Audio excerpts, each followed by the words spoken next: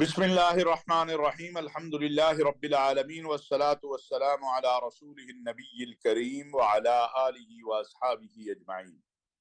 अल्लाहुम्मा सल्लि अला मुहम्मद व अला आलि मुहम्मदिन कमा सल्लैता अला इब्राहीम व अला आलि इब्राहीम इन्नका हमीदुम मजीद। अल्लाहुम्मा बारिक अला मुहम्मद व अला आलि मुहम्मदिन कमा बारकता अला इब्राहीम व अला आलि इब्राहीम इन्नका हमीदुम मजीद। नाज़रीन व सामईन, अस्सलामु अलैकुम व रहमतुल्लाहि व बरकातुहू। नाज़रीन, इससे पहले कि मैं मौजूदा मुल्क की हालात पे गुफ्तगू करूँ, मैं रसूलुल्लाह सल्लल्लाहु अलैहि वसल्लम की एक हदीस अर्ज करना चाहता हूँ और आप सबसे ये गुजारिश करना चाहता हूँ कि सब आका अलैहिस्सलातु वस्सलाम पर कसरत से दुरूद शरीफ पढ़ें, क्योंकि रसूलुल्लाह सल्लल्लाहु अलैहि वसल्लम ने फरमाया, मन सल्ला अलैया मर्रतन फतहल्लाहु लहू बाबम मिनल आफिया। जो मुझ पर एक बार दुरूद शरीफ पढ़ता है, अल्लाह पाक उसके लिए आफियत के दरवाजे खोल देते हैं। आज जो हमारे हालात हैं, जिन मसाइब और मसाइल में हम गिरे हुए हैं, इसमें हमें आफियत की जरूरत है, इसमें हमें अल्लाह की रहमत की जरूरत है। और इसी तरह गुज़श्ता दिनों मुफ्ती तकी उस्मानी साहब, जो कि पूरी दुनिया में आलम इस्लाम में एक मुमताज मकाम रखते हैं, उन्होंने भी एक कौम से अपील की थी कि जो हमारे मौजूदा मुआशी और इक्तिसादी हालात हैं, इनकी इस्लाह के लिए जहां अपनी कोशिशें करें, वहां पर अल्लाह से दुआ भी करें और पूरी कौम जो है रात को सूरत वाक़या की तिलावत करे। हर घर में ये तिलावत, हर कारोबारी दफ्तर में ये तिलावत हो, ताकि अल्लाह ताला की रहमत हमारे ऊपर नाजिल हो और ये जो इस वक्त हम जिन मसाइब और मसाइल में गिरे हुए हैं, उनसे हम निकल सकें। हकीकत बात यह है नाजरीन कि इस वक्त जो वतन अजीज पाकिस्तान में सूरत हाल है, वो बड़ी ही गमजदा करने वाली है। हमारी सियासी क़यादत जो है, मजहबी क़यादत जो है, उसमें कोई भी ऐसा नहीं रह गया कि जो सबको बिठा सके, या अगर कोई है भी तो उसकी मानी नहीं जा रही। सदर मुमलिकत हमारे कोशिश कर रहे हैं, लेकिन उनकी कोशिशें कामयाब नहीं हो रही। वजीर आजम कह रहे हैं, उनकी बात इमरान खान साहब नहीं सुन रहे। और पंजाब में इस वक्त जो सूरत हाल है और खैबर पख्तूनख्वा में, वो हम सब के सामने है। मुआशी और इक्तिसादी तौर पे कोई भी मुल्क उस वक्त तरक्की करता है जब उस मुल्क के अंदर उसकी आवाम और उसकी हुकूमत और उसकी स्टैब्लिशमेंट और उसके लोग मिलकर मेहनत करते हैं कि हमने क्राइसिस से बाहर आना है। हमारे ऊपर बैरूनी कर्जे, हमारे ऊपर बैरूनी दबाव, ये सब कुछ अपनी जगह बजा है, लेकिन हम वही मुल्क हैं। 1947 में जब पाकिस्तान बना था तो हमारे पास कॉमन पिन भी नहीं थी। ये ऑन रिकॉर्ड है, तारीख के औराक से हम देख सकते हैं कि हम बेरी के जो पत्तों के साथ कांटे लगते हैं या और दरख्तों के, वो कांटे अपनी फाइलों में कागज को लगाकर जो है जोड़ा करते थे। वो मुल्क जिसके पास कॉमन पिन भी नहीं थी, वो एटमी मुल्क बन गया। वो दुनिया इस्लाम की पहली एटमी कुव्वत बन गया। उसकी फौज दुनिया की बेहतरीन और आलम इस्लाम की अजीम तरीन फौज बन गई। उसके लोगों ने बहुत तरक्की की, लेकिन क्या हुआ? हमें नजर लग गई, या हमने नाशुक्री की, या हमने अपने ही आप को खाना शुरू कर दिया। जैसे कहते हैं, नमक का जो पहाड़ होता है, वो जब उसके नीचे सैलाब आ जाए तो वो फिर नीचे को जाता है और गिरता जाता है। क्या हमने जिन अकदार के लिए ये वतन लिया था पाकिस्तान, उन अकदार पर अमल किया? नहीं किया। हमने जो आयन और दस्तूर बनाया, हम उस आयन और दस्तूर के साथ खड़े हुए नहीं हुए।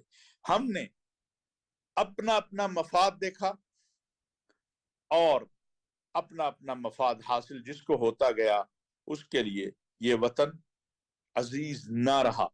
अगर अजीज रहता तो फिर कभी भी इस वतन का ये हाल ना होता। हमने दुनिया की जो हमारे पड़ोस में नहीं, मैं समझता हूं हम उस जंग में मुलव्वस हो गए, बल्कि मुलव्वस थे सोवियत यूनियन। अल्लाह ने हमें सुरखरू किया। फिर 9/11 के बाद दहशतगर्दी और इंतहा पसंदी की जो जंग थी, आप देखिए बाकी इस्लामी दुनिया में जब जहां जहां ये मामला शुरू हुआ, क्या हशर हुआ। लेकिन हमारी कौम और फौज के इत्तेहाद ने हमारे 16 दिसंबर को जो शहीद हुए बच्चे थे, उनका खून रंग लाया और हमने दहशतगर्दी और इंतहा पसंदी से अपने आप को बचा लिया। 80,000 जानें कुर्बान की। شہداء، ہمارے غازی۔ ناظرین، آج ایک بار پھر پاکستان کو ایک اتحاد اور وحدت والے جذبے کی ضرورت ہے۔ پنجاب کا معاملہ ہو یا مرکز کا معاملہ ہو، اگر آپ بیٹھیں گے نہیں، مذاکرات نہیں کریں گے، گفتگو نہیں کریں گے، تو کیسے یہ معاملہ حل ہوگا؟ معاملہ میں ہمیشہ یہ بات کہتا آیا ہوں اور آج پھر کہہ رہا ہوں، میرا یہ موقف ہے کہ پاکستان میں اگر فوجی حکمران آتے ہیں تو ان کی تائید و حمایت میں ہم سیاسی لوگ، مذہبی لوگ ان کو ویلکم کرتے ہیں۔ اگر ہم نہ کریں ویلکم، وہ کبھی بھی نہ آئیں۔ آج امتحان ہے پاکستان کی سیاسی مذہبی قیادت کا، پاکستان کے ان معتبر صحافی اور دانشور اور مفکرین کا کہ جو پاکستان کے آئین اور دستور کی بالادستی چاہتے ہیں، کہ وہ قائل کریں عمران خان صاحب کو اور ان کے ساتھیوں کو کہ آئیں ٹیبل پہ بیٹھے، وہ قائل کریں پاکستان کی مذہبی سیاسی جماعتوں کو کہ آئیں میثاق پاکستان کریں۔ آج آئین کا جس طرح مذاق اڑایا جا رہا ہے، گورنر صاحب کہتے ہیں میرا موقف درست ہے، سپیکر صاحب کہتے ہیں پنجاب اسمبلی کے میرا موقف درست ہے، چودھری پرویز الہی صاحب کہتے ہیں میرا موقف درست ہے، قومی اسمبلی کے سپیکر کہہ رہے ہیں میرا موقف درست ہے، اور ہر ایک دلیل رکھتا ہے۔ کیا اگر ہم نے یہ سارے معاملات عدالتوں سے حل کروانے ہیں، یا بقول عمران خان صاحب کے کہ یہ معاملات اسٹیبلشمنٹ آ کے حل کر، ہماری فوج کو حل کرنے ہیں، تو پھر یہ آئین کیوں بنایا ہے؟ یہ دستور کیوں بنایا ہے؟ میرا سوال ہے عمران خان صاحب سے کہ آئین اور دستور کے مطابق اگر آپ چلیں گے تو پاکستان ترقی کرے گا، پاکستان کو آگے بڑھنا ہے۔ میں نے پہلے بھی ایک بار عرض کیا تھا کہ اگر عمران خان صاحب کہتے ہیں مجھے انتخابات فوج سے چاہیے، مجھے انتخابات چیف جسٹس آف پاکستان سے چاہیے، تو وہ آئیں قومی اسمبلی میں، ترمیم کر لیں قومی اسمبلی کے آئین کے اندر، اور پھر آئندہ انتخابات کا فیصلہ فوج کر دیا کرے، اور آئندہ انتخابات کا فیصلہ سپریم کورٹ کر دیا کرے۔ ایک طرف آپ فوج کو اور فوج کے سپہ سالار جو سابقہ تھے ان کو معاف کرنے کو تیار نہیں ہیں آپ کے لوگ، اور جو آپ کا دل چاہتا ہے، جس پہ چاہتا ہے آپ الزام لگا دیتے ہیں۔ آپ نے یوم امتحان بنا دیا ہے پورے ملک کے لیے، اور دوسری طرف آپ کہتے ہیں کہ وہ ہمیں الیکشن لے کر دیں۔ اب جب فوج سیاست سے علیحدہ رہنا چاہتی ہے اور پاکستان کو بہت سارے چیلنجز ہے، کیا اس بات سے عمران خان صاحب انکار کر سکتے ہیں کہ آج اگر ہم فیٹ اف سے نکلے ہیں تو اس کی سب سے زیادہ جو کریڈٹ کہہ لیں وہ فوج کو جاتا ہے، اس لیے کہ جنرل قمر جاوید باجوہ صاحب نے جی ایچ کیو میں ایک سیل قائم کیا جس نے ساری چیزوں کو مربوط کر کے جو جو سوالات آئے، جو وہاں سے چیزیں آئیں، انہیں حل کیا۔ کیوں ہماری سیاسی قیادت نہیں یہ کر سکتی ہے؟ لیکن اس کے لیے سنجیدگی کی ضرورت ہے، اس کے لیے مذاکرات کی ضرورت ہے۔ جب آپ سب کو چور کہیں گے، جب آپ سب کے بارے میں یہی تاثر رکھیں گے کہ وہ سارے غلط ہیں اور میں اکیلا ٹھیک ہوں، تو آپ بھی انسان ہیں اور انسانوں سے غلطیاں ہوتی ہیں، آپ فرشتے کوئی بھی نہیں ہیں یہاں۔ اگر پاکستان کی سیاسی اور مذہبی قیادت نے کوئی غلطیاں کی ہیں تو ان کی اصلاح کے لیے بھی وقت موجود ہے۔ آئیے مل بیٹھیے، اصلاح کیجیے، احوال کو درست کیجیے۔ چند ماہ رہ گئے ہیں الیکشن میں، قوم فیصلہ کر دے گی۔ آئیے مل کر اس طرف جائیں کہ فیئر الیکشن کیسے ہوں گے، انتخابی عمل میں اصلاحات۔ آج پیسہ جس کے پاس ہے اسی کے الیکشن ہے، غریب آدمی تو تصور بھی نہیں کر سکتا الیکشن کا۔ اس کی کوئی حکمت عملی بنائی ہے آپ نے؟ کیا اس کے لیے کوئی قانون سازی کی گئی ہے؟ اس کی ضرورت ہے۔ پاکستان کو نظام عدل میں اصلاحات کی ضرورت ہے، نظام انتخابات میں اصلاحات کی ضرورت ہے، نظام معاشرت میں اصلاحات کی ضرورت ہے۔ ہمارا معاشرہ ٹوٹتا جا رہا ہے، ہمارا نوجوان ہمارے ہاتھ سے نکلتا جا رہا ہے، وہ ہر معاملے میں انتہا کو اختیار کر رہا ہے۔ ہم مذہبی لوگوں کی بھی ذمہ داری ہے کہ اس نوجوان کو اس معاشرے کی اقدار سے اور دین کی خوبصورت اقدار سے ٹوٹنے نہ دیں۔ اس کو بتائیں کہ ہمارا دین انتہا نہیں، اعتدال سکھاتا ہے۔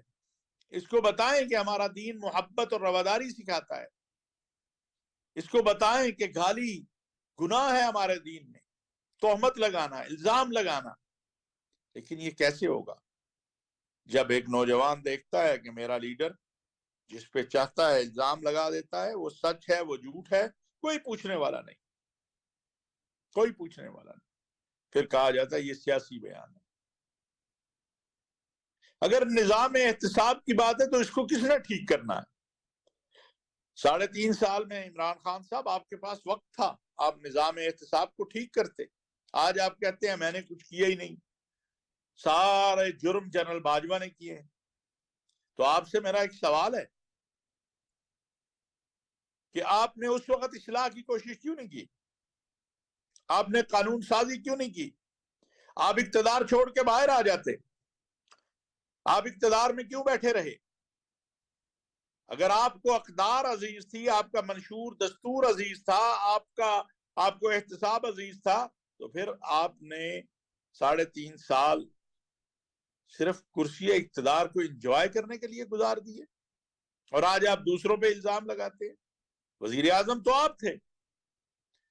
بہت سارے حقائق ہیں جہاں آپ کو جنرل باجوہ نے سمجھایا، بتایا، آپ نے نہیں مانی۔ آپ نے موجودہ سپہ سالار جو ہیں ان کی طرف سے آپ کو جو چیزیں بتائی گئی، آپ کو اتنی ناگوار گزری کہ آپ نے انہیں تبدیل کر دیا بطور D G I S I. کیا یہ حقیقت نہیں ہے؟ خان صاحب، الزام لگانا بڑا آسان ہے۔ آج آپ دیکھ رہے ہیں کہ ایک شخص جو منصب پر نہیں رہا اس کو مشق ستم بنا دیں، ایسا نہیں ہوگا۔ حقائق قوم جانتی ہے، اور حقائق آہستہ آہستہ قوم کے سامنے آ بھی رہے ہیں۔ ٹھیک ہے، ایک تجربہ ہوا، ہمیں مان لینا چاہیے اب کہ آپ کی صورت میں پاکستان کی اسٹیبلشمنٹ، اداروں، عدلیہ نے ایک تجربہ کیا، ایک تیسری جماعت کا۔ خیال یہی تھا کہ آپ کے پاس بڑے قابل لوگ ہیں، وہ قابل لوگ کہیں نہیں نکلے۔ خیال یہی تھا کہ بڑے ایماندار لوگ ہیں، اس پہ میں کوئی بات اس لیے نہیں کرتا کہ بہت کچھ ابھی سامنے آنے والا ہے۔ خیال یہی تھا کہ آپ کو عالمی سطح پر ایک آپ کا ویژن ہوگا، آپ نے دنیا دیکھی ہے۔ لیکن کیا یہ سچ نہیں آپ کے دور میں ہمارے تعلقات ہمارے مختلف دوست ممالک سے کس طرح خراب ہوتے رہے؟ یہ حقیقت نہیں ہے؟ آپ خود مان چکے ہیں کہ آپ کی کس کس جگہ پہ جنرل باجوہ نے مدد کی ہے۔ میں خان صاحب آج چند باتیں عرض کرنا چاہتا ہوں، اور امید رکھتا ہوں کہ اس حوالے سے ضرور غور و فکر کیا جائے گا۔ خان صاحب، آپ وزیر اعظم پاکستان رہے ہیں، پاکستان کی فوج کے خلاف اور سلامتی کے اداروں کے خلاف کہاں کہاں سازشیں ہو رہی ہیں یہ آپ کو ہم سے زیادہ علم ہوگا۔ لیکن آج میں کچھ باتیں کرنا چاہتا ہوں ایک طالب علم ہونے کے ناطے، عالم اسلام کے، عالم عرب کے، کہ دنیا میں جس جس ملک کی، اسلامی ملک کی فوج مضبوط تھی یا فوجی سربراہ تھے، لیبیا، عراق، مصر، شام، ان فوجوں کو کمزور کیا گیا، ان ملکوں میں تباہی مچا دی گئی، اور اب ہدف پاکستان ہے۔ یہ جو باہر بیٹھے چند لوگ ہیں جو صبح شام دوپہر جھوٹ بولتے ہیں اور پاک فوج اور قوم میں تقسیم کی بات کرتے ہیں، کوئی کینیڈا میں بیٹھا ہے، کوئی لندن میں بیٹھا ہے، کوئی امریکہ میں بیٹھا ہے، کوئی کہیں بیٹھا ہے. یہ جو ہندوستان چاہتا ہے، جو پاکستان دشمن چاہتے ہیں، یہ وہ کھیل کھیل رہے ہیں، یہ وہ کام کر رہے ہیں. الحمدللہ پاکستان کی فوج کا ایک ایک سپاہی اپنے قائد، اپنے سپہ سالار کے پیچھے کھڑا ہوتا ہے. وہ اپنے سپہ سالار کے ایک اشارے کے اوپر اپنی جان قربان کر دیتا ہے، کیونکہ یہ ایمان، تقوی، جہاد فی سبیل اللہ والی فوج ہے. یہ سچ اور حق اور اتحاد پر کھڑی فوج ہے. لیکن اتنی بڑی یلغار جاری ہے کہ پہلے تو چلیں جنرل باجوہ صاحب نے بقول آپ کے کہ ان سے آپ کا اختلاف تھا. اب یہ جو مہم ہے سلامتی کے اداروں اور پاک فوج کے خلاف، یہ کیوں آپ چلا رہے ہیں، یا آپ کے لوگ چلا رہے ہیں، یا آپ سے قربت کا دعویٰ کرنے والے چلا رہے ہیں؟ یہ سوال قوم پوچھتی ہے. یہ ہمارا حق ہے کہ ہم ان لوگوں سے پوچھیں جو جھوٹ بولتے ہیں، اخباری تراشے اٹھاتے ہیں، اپنے من کی خبروں کو منسوب کر دیتے ہیں کہ ہمیں اندرونی ذرائع، کوئی کسی نام سے، کوئی کسی نام سے، کوئی کسی نام سے. شرم آنی چاہیے ان لوگوں کو. پاکستان کی سلامتی اور استحکام کی ضامن پاکستان کی فوج اور سلامتی کے ادارے ہیں. آج ہر جرم اور ہر غلطی کا ذمہ دار آپ سلامتی کے اداروں کو ٹھہرانا شروع کر دیں، فوج کی سابقہ قیادت کو ٹھہرانا شروع کر دیں، بین السطور آپ تیر مارنے سے باز نہ آئیں، تو یہ قوم قبول نہیں کرے گی. اس قوم کے لیے ریڈ لائن اس کی فوج ہے. میں ہمیشہ کہتا ہوں، ہمارے لیے ہماری ریڈ لائن ہمارا دین، ہمارا وطن اور ہماری فوج ہے. باہر امریکہ میں، کینیڈا میں، لندن میں بیٹھے دو چار لوگ وہ روزانہ وساوس پیدا کرتے ہیں، شکوک و شبہات پیدا کرنے کی کوشش کرتے ہیں، اپنے آپ کو بڑا باخبر ظاہر کر کے وہ چاہتے ہیں کہ قوم میں اور باہر دنیا کے اندر، چونکہ ان کو جہاں سے فنڈنگ ہو رہی ہے، جہاں سے ان کو فیڈ کیا جا رہا ہے، ان کا مقصود ہی یہ ہے کہ کسی طریقے سے پاکستان کو کمزور کیا جائے. اور پاکستان تب کمزور ہوگا جب پاکستانی قوم اور فوج کے درمیان گیپ پیدا ہوگا، جو 9/11 کے بعد نہیں ہو سکا. جو 80,000 شہداء کی جانیں چلی گئی، گیپ پیدا نہیں کر سکے وہ دہشت گرد اور انتہا پسند اور ان کے سرپرست. آج آپ نے دیکھا جب بنو کے اندر سی ٹی ڈی کے پولیس اسٹیشن میں یرغمال بنایا گیا لوگوں کو، تو الحمدللہ یہ ہماری فوج ہے، ہمارے سلامتی کے ادارے ہیں. میں ان جوانوں کو سلام پیش کرتا ہوں، ان شہداء اور غازیوں کو، اور میں مشکور ہوں. بلکہ میں یہ کہوں گا کہ وزیر اعظم صاحب نے، وزیر دفاع نے، اور محترم سپہ سالار جنرل عابد عاصم منیر صاحب نے جس طرح ان زخمیوں کی جا کے عیادت کی ہے اور دنیا کو پیغام دیا ہے اور اپنی قوم کو پیغام دیا ہے کہ وہ ان شہداء اور غازیوں کے خون کو سلام پیش کرتے ہیں، تحسین کرتے ہیں، اور یہ سلسلہ دہشت گردی اور انتہا پسندی کا انشاءاللہ رکے گا. ہم سب اپنی افواج اور اپنے سلامتی کے اداروں کی پشت پر کھڑے. سلام عقیدت ہے ان شہداء کو جو اپنے وطن کی مٹی کی حفاظت کرتے ہوئے قربان ہو رہے ہیں، ان غازیوں کو جو زخمی ہوتے ہیں اور پھر اپنے وطن کی مٹی کے دفاع کے لیے پرعزم ہوتے ہیں. وہ زخمی ہو کے ہسپتال کے بستر پر بھی نعرہ تکبیر بلند کرتے ہوئے پاکستان زندہ باد اور پاک فوج پائندہ باد کا نعرہ لگاتے ہیں. انشاءاللہ کل دوبارہ بات ہوگی. وما علینا الا البلاغ المبین.